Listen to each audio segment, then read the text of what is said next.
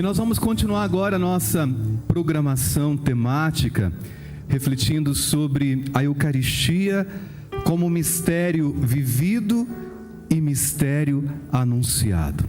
Já falamos da Eucaristia como mistério acreditado, como mistério celebrado.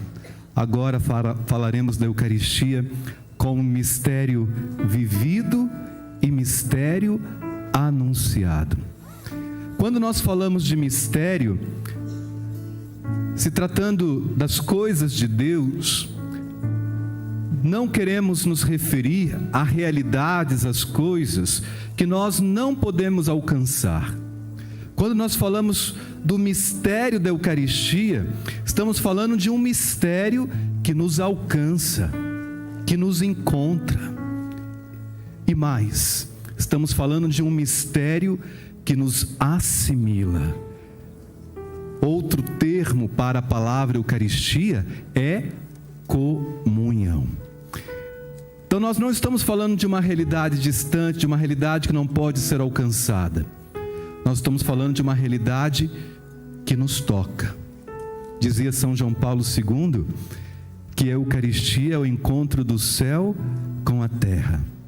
A Eucaristia é exatamente esta ponte que liga os dois lados. Já não existe mais divisão, já não existe mais separação. Enquanto nós caminhamos por este mundo, recebendo o corpo e o sangue do Senhor, celebrando a Eucaristia, o mistério da nossa fé, de certa forma, nós já antecipamos aquilo que viveremos plenamente um dia no céu, no banquete que nunca mais terá fim. A Eucaristia é grande mistério do amor de Deus para nós. Por isso nós podemos falar de um mistério que é vivido. A Eucaristia, ela não termina na celebração, ela precisa tornar-se vida. Daí nós queremos mães eucarísticas, mulheres eucarísticas, pais, homens eucarísticos. Queremos pessoas eucarísticas. Aquilo que nós celebramos deve ser vivido no cotidiano da nossa história, do nosso dia a dia. São João Paulo II dizia que a igreja vive da Eucaristia. A igreja vive da Eucaristia. O mistério celebrado torna-se então mistério acreditado, vivido e anunciado. Se nós vivemos da Eucaristia, a Eucaristia ela não termina na celebração. E há algumas formas, algumas maneiras pelas quais nós podemos viver a Eucaristia, ser homens e mulheres eucarísticos, como por exemplo a adoração.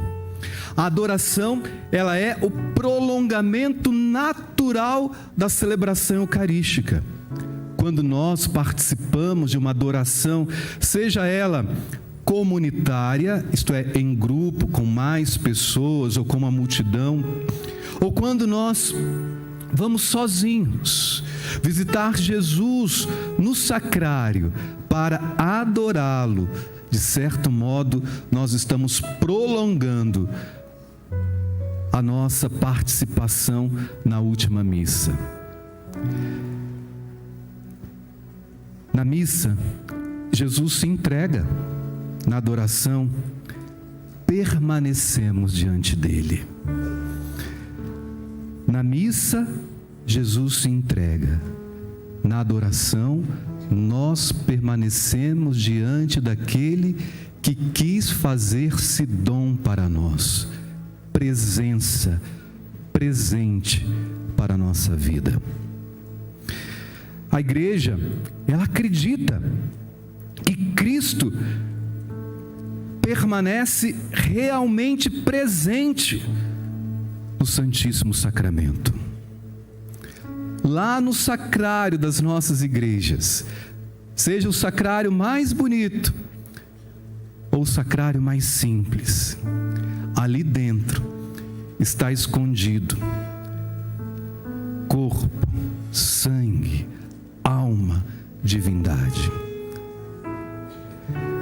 Cristo permanece realmente presente quando a hóstia consagrada é exposta no ostensório. Ali não é apenas uma representação, Jesus permanece presente. Aqui está uma grande diferença, com todo respeito falo isso, com os nossos irmãos protestantes, que para alguns ainda, os mais tradicionais, ora, só se faz presente ali. Não, para nós, a igreja nos ensina, e nós cremos nisso, que Cristo permanece realmente presente no sacrário, na exposição do Santíssimo. Quando a comunhão eucarística é levada aos enfermos, eu acho tão bonito isso. Quantos anos a pessoa frequentou a missa, participou da missa, e agora por uma razão ou outra encontra-se impossibilitada. Quantas vezes aquela pessoa foi ao encontro de Jesus?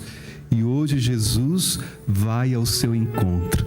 Hoje Jesus visita aquela pessoa enferma, impossibilitada de participar da missa com os outros irmãos da comunidade de fé. Naquela hóstia consagrada que o padre ou o ministro extraordinário leva para o enfermo, por exemplo, ali está presente. Ali Cristo está presente.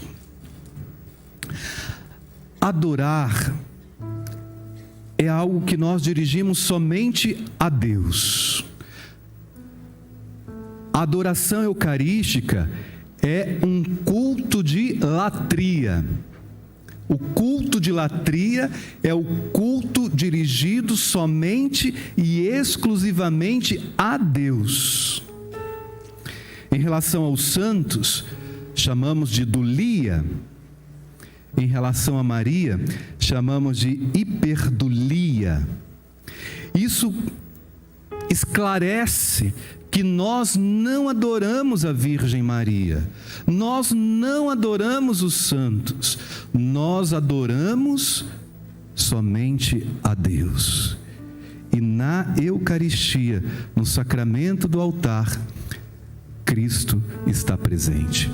E a Ele nós elevamos este culto de latria.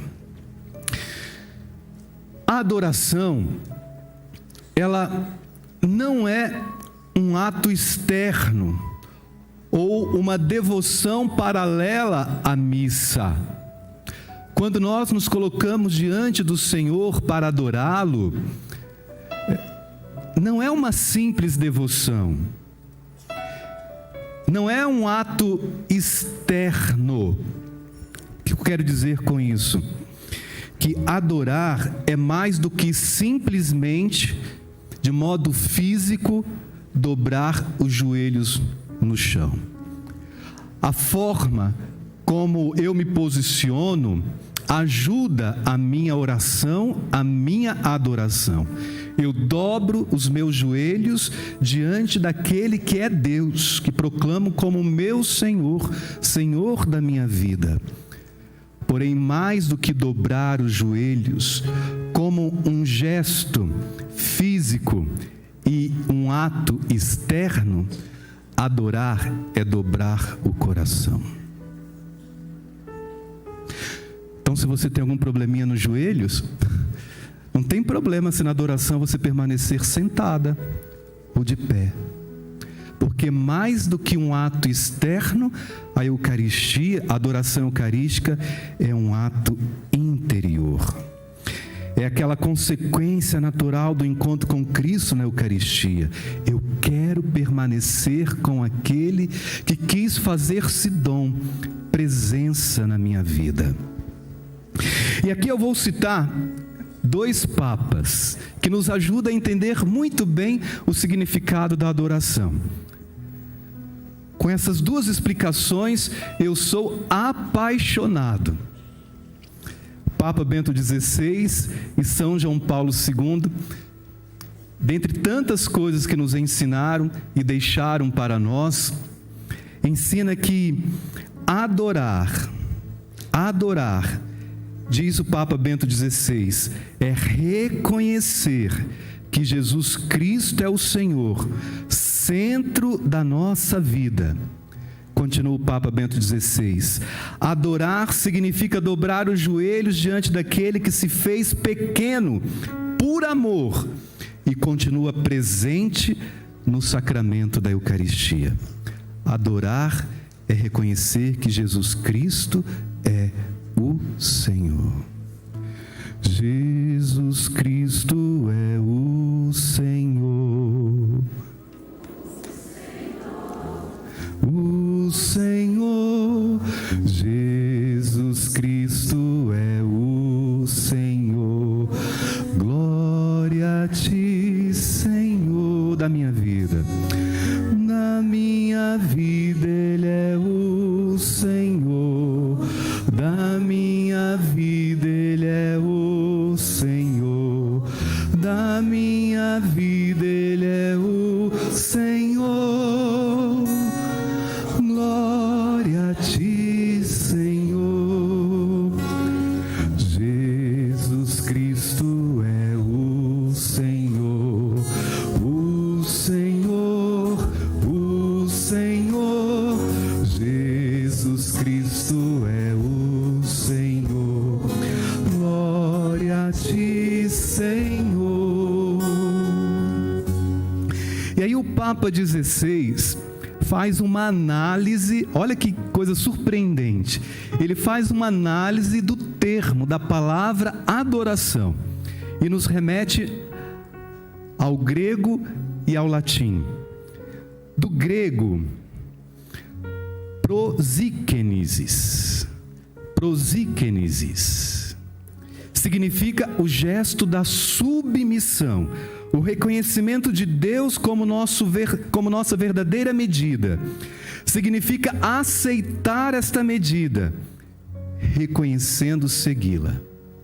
Do grego, adorar significa então um gesto de submissão. Reconhecer que Deus é o Senhor da minha vida. Ele é a verdadeira medida da minha vida. E do latim, adorar, isto é, adoratio,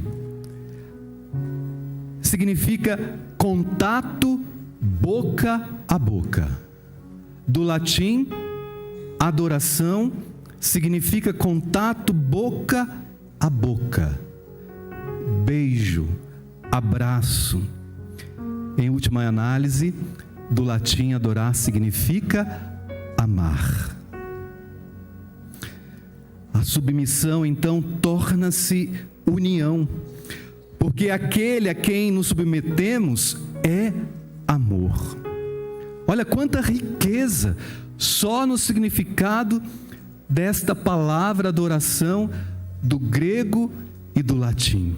E de fato, é isso que nós experimentamos e vivemos na adoração eucarística.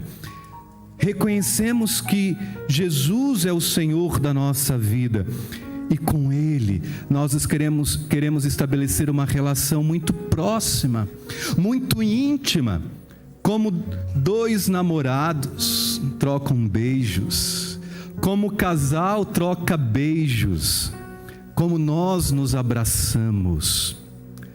Aqui sem nenhum conteúdo sexual, não é nesse sentido. Mas de fato a adoração nos remete a uma profunda intimidade. Adoração torna-se união. Deus não é concorrente da nossa liberdade. Ao contrário, somente na adoração encontramos a verdadeira liberdade, ensina o Papa Bento XVI.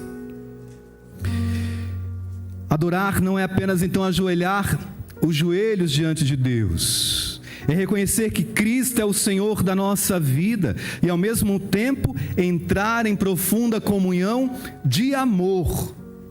De amor. É profunda comunhão de amor com Ele, que é o nosso Senhor. E agora, São João Paulo II, na sua encíclica chamada Eclésia de Eucaristia, traduzindo exatamente isso, a igreja vive da Eucaristia. São João Paulo II inspira-se naquela passagem da última ceia, quando o discípulo amado encosta sua cabeça no peito de Jesus. Já viram este quadro, esta cena de Leonardo da Vinci? O discípulo amado encosta a sua cabeça no peito de Jesus. São João Paulo II assim recomenda: é bom demorar-se com Ele, com Jesus, e inclinado sobre o seu peito como discípulo predileto, deixar-se ser tocado pelo amor infinito do seu coração. Olha que imagem bonita para explicar-nos o que é a adoração. São João Paulo II, em outras palavras, vai dizer assim: quando eu visito Jesus no sacrário, quando eu o adoro exposto no ostensório, ali eu posso quase que sentir o palpitar do seu coração. Porque ali nós não estamos diante de um corpo morto. Ali nós estamos diante do Cristo vivo, ressuscitado. Você tem essa intimidade com Jesus na adoração? Você tem encostado a sua cabeça sobre o peito de Jesus? Isto é, entrado nesta relação de profundidade que requer de nós relação, silêncio, unir as nossas vidas. A adoração, ela é o prolongamento da comunhão. É um encontro pessoal de amor com Cristo presente na Eucaristia. Como é bom sentir a presença do Senhor na Eucaristia. Como é bom sentir a sua presença viva em cada sacrário espalhado pelo mundo inteiro, nas nossas igrejas, nas catedrais, nos santuários, nos lugares mais longínquos. Em cada igreja que você entrar e ali tiver um sinal, uma lamparina, uma vela acesa, uma luz normalmente vermelha, indica que Jesus está presente no sacrário. E ali você pode adorar, ali você pode proclamar que Ele é o Senhor, ali você pode dobrar os seus joelhos, ali você pode recostar a sua cabeça, porque ali Jesus te acolhe, ali Ele também te abraça, ali Ele também te entende. Ali Ele quer dizer: eu estou aqui porque amo você. E a Eucaristia, a adoração eucarística, vai produzir em nós muitos frutos. Frutos de comunhão, fortalece a nossa fé, conduz à caridade e vai impulsionar também a nossa missão. Se a mãe não adquire este hábito, bom hábito, de adorar o Senhor, ela não resiste. Mãe de joelhos, mãe de joelhos, mãe de joelhos. E aqui nós não estamos falando necessariamente de um ato externo ou de um gesto físico, mas estou falando do coração, da minha íntima comunhão com o Senhor, da minha relação verdadeira com Ele, do meu desejo de estar com Ele e de sentir a sua presença. Então, mãe, é muito importante a sua participação na missa. A missa é o centro do mistério da fé cristã. É imprescindível a nossa participação na missa. Mas lembre-se que em cada sacrário, ali você pode prolongar a sua participação na missa. Você pode se encontrar verdadeiramente com Jesus. Ali Ele te espera, ali Ele aguarda a sua visita. E se não cultivarmos esta experiência, dificilmente conseguiremos levar a nossa missão adiante. Gente, eu sou padre pela graça de Deus. Já vou fazer 20 anos de padre no início do próximo ano. Nem parece, né? Você achava que ia falar 20 anos de idade, né? Eu vou fazer quase 20 anos de padre. Eu falo para vocês, mesmo celebrando a missa, a Eucaristia todos os dias, e ainda mais de uma vez ao dia, né? Sobretudo aos domingos. Amanhã eu tenho 3 missas. Eu volto para Vitória hoje à noite e amanhã 8 horas já começo.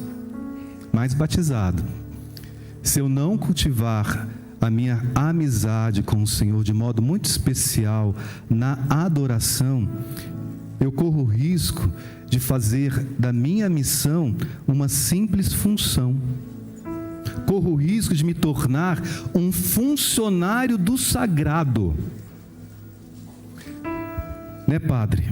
É um risco muito grande para nós sacerdotes. Nem conheço o padre, estou olhando para ele, estou falando para ele. Mas eu falo agora como irmão, e ao te falar eu também estou me escutando, tá?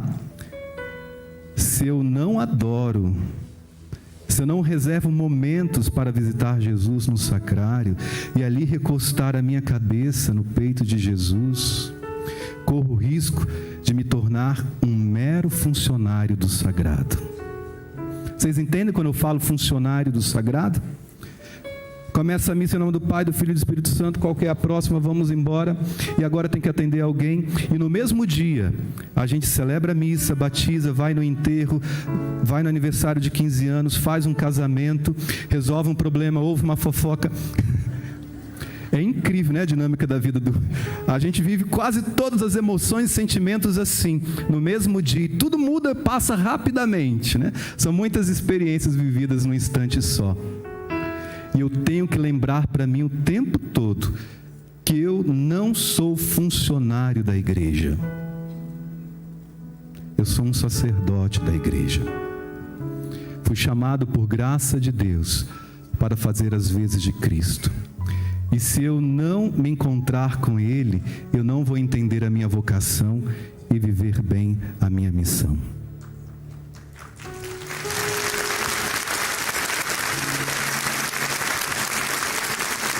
Mãe, você não é funcionária da sua casa, tá? Você não é funcionária da sua casa. Lá no seu grupo de mães que ora pelos filhos, você não é uma simples funcionária da oração. Você é muito mais que tudo isso. Você é chamada a ser mais que isso. Você ali na sua família exerce também um sacerdócio. É um serviço, é uma entrega de amor que nasce do cultivo e da amizade pessoal com Cristo. E quando a gente descobre isso, aquele serviço, ele tem menos peso sobre os meus ombros. É verdade isso. Eu consumo menos energia. Quando eu descubro que cuidar dos filhos, cuidar da casa, orar pelos filhos, ali eu exerço também um sacerdócio. Porque sei que não estou sozinha, sei que não estou sozinho. Sei que quem é aquele que me sustenta é aquele que eu adoro. É aquele que eu amo, é aquele que me ama. E agora você pode então anunciar esse mistério. A Eucaristia é mistério vivido e também é mistério anunciado. Participar da missa é assumir também uma missão. Adorar Jesus é assumir também um compromisso. Mas isso não como uma obrigação, mas como uma consequência natural, quase que espontânea, de quem viveu um grande momento que dá sentido e alegria à sua vida. O nosso texto bíblico que está nos inspirando neste dia é a passagem dos discípulos de Emaús, Lucas 24, 33, 35. Depois que os discípulos reconheceram Jesus ao partir o pão, os discípulos voltam imediatamente para Jerusalém. Eles estavam como? Tristes, abatidos, desanimados. Mas quando Jesus começou a explicar todas as passagens da Escritura a seu respeito, o coração deles começaram a arder. Mas quando Jesus tomou o pão e fez a refeição com eles, aquele gesto que Jesus já havia feito tantas vezes com os seus discípulos em outros momentos, agora os olhos deles se abriram. Os olhos deles se abriram e reconheceram Jesus no partir do pão. Aliás, esse é o primeiro nome da missa, fração do pão, Atos 2, 42. Eram perseverantes, os apóstolos eram perseverantes também na fração do pão. Quem encontra Cristo nunca fica parado. Quem encontra Cristo nunca permanece parado. Porque, lembra aquela parábola de quem encontra um tesouro? De quem encontra algo que dá muito sentido à sua vida, que enche o seu coração de alegria? Lembra aquela mulher que encontra a moedinha que estava perdida? Que varre a casa, vai à sua procura. Ela sai correndo para partilhar da sua alegria. Assim também, quando nós nos encontramos com Jesus na Eucaristia, nós não permanecemos mais parados. O padre vai concluir a missa. O Senhor esteja convosco, abençoe-vos. E o padre, o bispo ou o diácono conclui dizendo: ide em paz. Para alguns é quase aquela piadinha velha, né? Ide em paz, o Senhor vos alcance. Espera isso. Espera, porque esse ide é um imperativo. É um imperativo. Ide. Vá em paz. Agora me anuncia. Agora me proclama. Agora vai contar para os outros daquilo que você vivenciou aqui. Agora vai ser Eucaristia no mundo, na sua família, no seu trabalho, na sua missão concreta.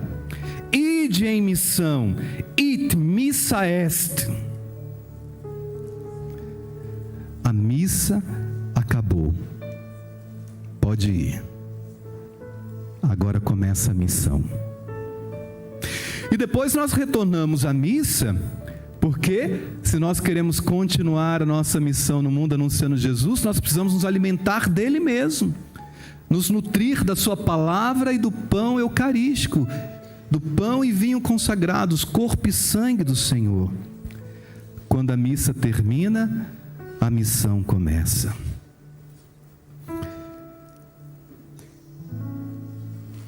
E da mesa da Eucaristia, você agora é chamada a viver a mesa da sua casa, servir a sua casa, servir a sua família, servir os seus irmãos. Quando a missa termina, agora você é convidado a continuar no mundo a missão de Jesus, que é a missão da igreja, que é a nossa missão. É essa experiência que precisa alcançar muitos corações. É essa experiência que precisa chegar em muitos lares. E, gente, vamos fazer uma correção sincera. Às vezes você chega da missa, a primeira oportunidade que você tem, vai reclamar da música, vai reclamar da mulher ou do homem lá que leu mal, que você não entendeu nada, não é? Você chega em casa, a primeira pessoa que você encontra, você vê a primeira oportunidade de ali falar mal do padre. Ô gente, se eu sou filho de vocês, eu não quero ir nesse negócio chamado missa não. Se eu sou filho de vocês, se eu sou filho que não vou à missa, que resisto para ir à missa, e dentro de casa eu ouço falar mal do padre, ouço falar mal da sua homilia, da sua pregação, começa a falar mal das pessoas que estavam lá, a compará-las, como estavam vestidas, que a música é horrorosa, e vamos falar a verdade, né? Em muitos lugares, né, gente? Meu Deus do céu, às vezes eu estou no altar, sim, Jesus, por sua graça,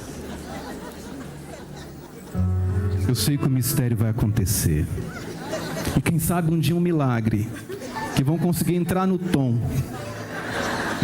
quem sabe um dia. Não é o caso das mães que oram, viu? Aliás, são lindas, né? Cantam muito bem, não é? Uma salva de palmas, né? Se na segunda-feira você começa a falar que dentro da sua comunidade tinha uma rivalidade, que tinha uma disputa, que talvez tinha alguém lá fazendo alguma coisinha errada, sabe? Moralmente assim duvidosa. Se ali naquele seu ambiente de trabalho tem alguém que não vai à missa, não tem religião nenhuma, eu acho que você perdeu a chance de levar aquela pessoa para a igreja. Eu? E para esse antro de... Não. Vocês estão entendendo, gente? Vocês tomaram do pão e do vinho, do corpo e sangue do Senhor, comungaram a sua presença, e nós continuamos parados, se não retrocedemos quando nós somos convidados a nos movimentar, a anunciar a Eucaristia, a anunciar tudo aquilo que significa este mistério que nós celebramos, que nós adoramos. Mude então alguns comportamentos seus, mude algumas atitudes suas, feche a boca, observe as coisas boas, valorize as pessoas que estão lá, e se as coisas não andam de acordo com as rubricas litúrgicas, vamos nos esforçar para isso, mas ainda assim, eu participei da missa, eu vivi a Eucaristia, eu comunguei do Senhor, e não posso mais permanecer o mesmo e a mesma. O Papa Francisco também dizia que a Eucaristia não é somente comunhão da igreja, mas é projeto de fraternidade para toda a humanidade. Olha que bonita essa frase do Papa Francisco, né? A Eucaristia é projeto de fraternidade para toda a humanidade. Que a Eucaristia nos ensina o que é partilha, doação, entrega, amor, serviço, comunhão. Jesus quis se solidarizar com a nossa fraqueza.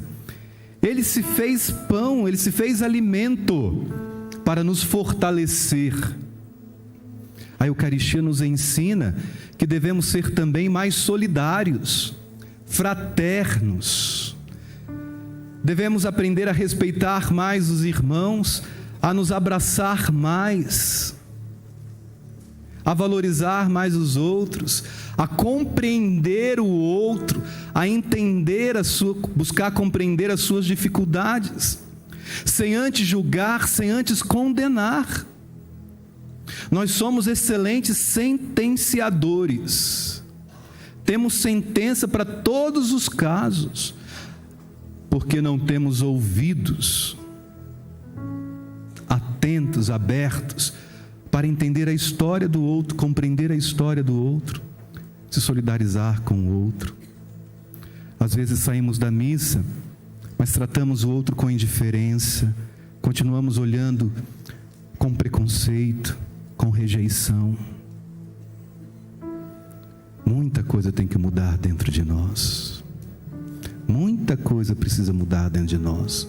A Eucaristia é projeto de fraternidade. São Paulo, o apóstolo São Paulo, recorda que quem recebe o pão deve tornar-se pão repartido. Quem recebe o pão deve tornar-se pão repartido. A nossa vida só tem sentido se for partilhada. A nossa vida só tem sentido se for oferecida. Se fizermos dons uns para os outros. Quem vive para si mesmo, diz a canção, empobrece o seu viver. Mas quem vive para o outro, alarga a sua vida. Doar-se, ser pão para o outro, ser presença para o outro, presença que comunica a vida, não empobrece a sua vida, ao contrário, enriquece ainda mais. Quantas boas experiências, quantos testemunhos, quantos aprendizados que eu fui adquirindo ao longo da minha vida, da minha experiência, e também ao longo da sua vida, da sua experiência, da sua missão. Oferecer-se não nos empobrece, mas nos enriquece. E ainda assim, se nós nos sentirmos cansados quando nós nos doamos, nós temos Jesus para ser nosso alimento verdadeiro. Então lembre-se disso, que quem encontra Cristo, reza, trabalha, evangeliza. Mistério vivido, mistério anunciado. E aí eu sugiro a gente cantar uma canção agora, pode ser? Vamos aproveitar que a música aqui é boa? Nem sempre, né? Aprendeu aquela Enquanto Eu Te Adoro? Sim, pode ser. Essa música é linda, não é?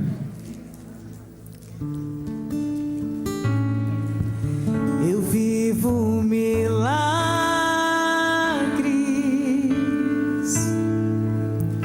todos os dias.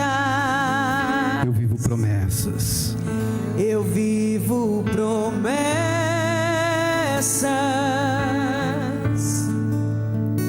que nem mais pedia.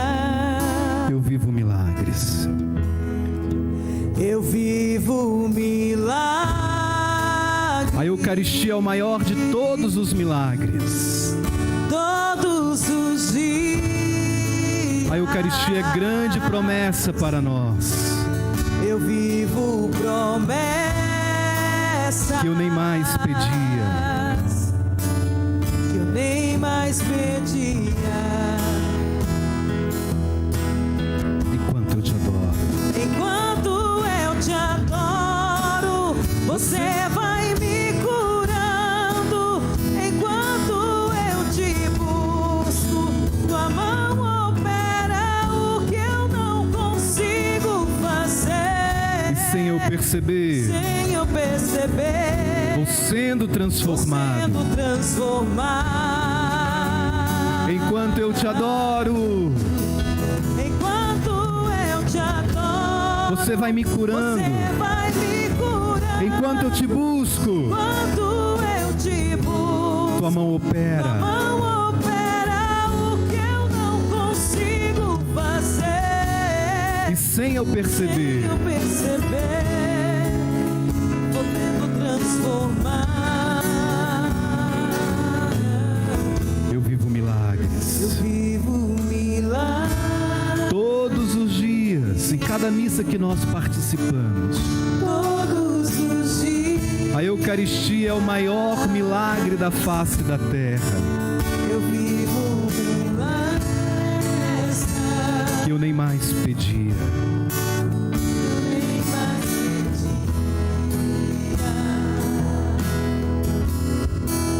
Eu vivo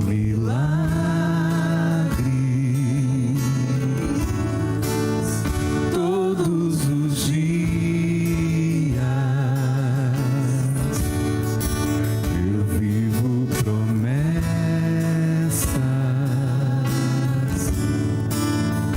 nem mais pedia. Enquanto eu te adoro, vai ficando de pé.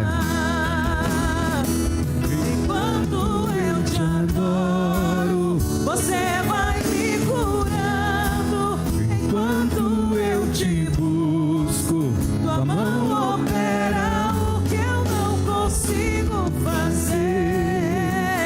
e sem eu perceber, vou sendo transformado.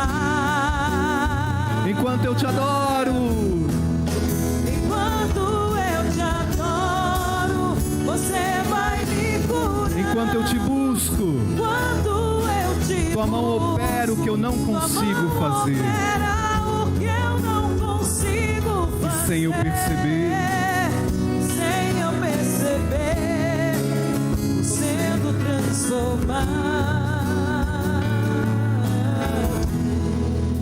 vamos pedir que o Senhor nos cure, vamos pedir que o Senhor nos transforme.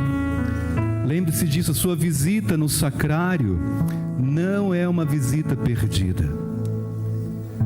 Quando nós saímos de nossas casas e nos colocamos debaixo do sol, ali nós estamos recebendo vitamina, energia. Não é assim que acontece? Nós não precisamos do sol. Você diz alguma coisa para o sol? Não, mas ele está agindo, não está? Quantas vezes nós estamos na adoração e não encontramos as palavras? Talvez não temos as palavras mais bonitas. Simplesmente vá. Dobre os seus joelhos, dobre o seu coração. Sinta o abraço do Senhor. Boca a boca, beijo, abraço, intimidade. Cura Jesus.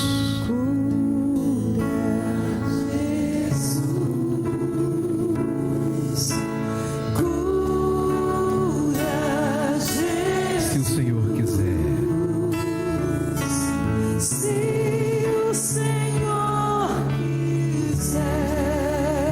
Mas se não quiser, Se o Senhor quiser, mas não se não quiser, ainda assim te adorarei. cura, Senhor. Jesus.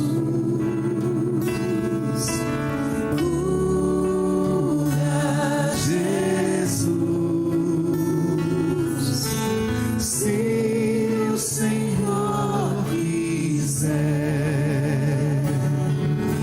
se o Senhor quiser,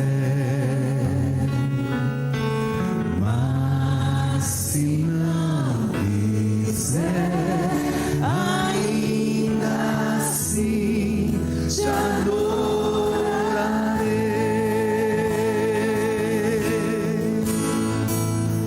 Quando eu te adoro, você vai me curando. Quando eu te busco, Sua mão opera o que eu não consigo E sem eu fazer. e sem eu perceber, vou sendo transformado.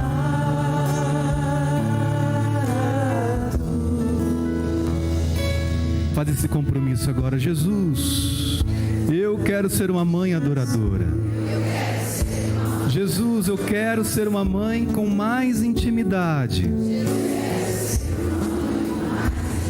com a Eucaristia, porque enquanto eu celebro, porque quando eu adoro, eu vou sendo transformada, meus filhos vão sendo transformados, minha casa vai sendo transformada. Jesus, eu quero te adorar. Foi para isto que eu nasci, para ser uma mãe adoradora.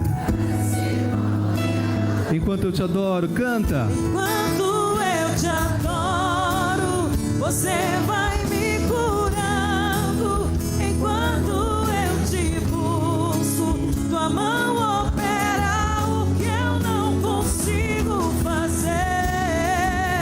E sem eu perceber, vou sendo transformado.